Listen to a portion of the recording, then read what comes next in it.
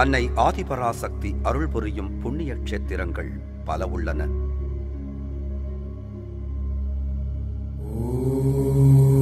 வடகிழக்கில் அசாம் மாநிலத்தில் கவுகாத்தியில் தாய் ஸ்ரீ காமாக்யா தேவி என்னும் நாமத்தில் அருள் புரிகின்றாள். மேற்கு வங்க மாநிலத்தில் கொல்கத்தாவில் அன்னை மகாகாளியாக அருளாட்சி புரிகின்றாள்.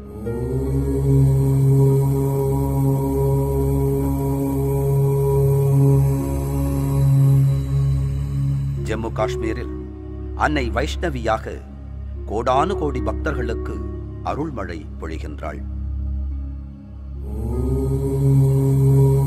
தாய் கர்நாடக மாநிலத்தில் கொல்லூர் என்னும் க்ஷேத்திரத்தில் மூகாம்பிகை என்னும் திருநாமத்தில் அமர்ந்து அருள் பாலிக்கின்றாள்.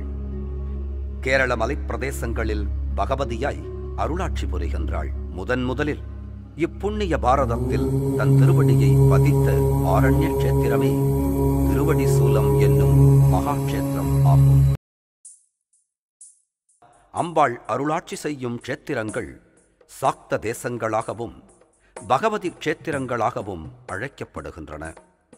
அன்னையவள் இந்த க்ஷேத்திரங்களில் ஆட்சி புரிய முதலில் இப்புண்ணிய பாரதத்தில் தன் திருவடியை பதித்த ஆரண்ய க்ஷேத்திரமே திருவடி சூலம் என்னும் மகாக்ஷேத்திரம் ஆகும்.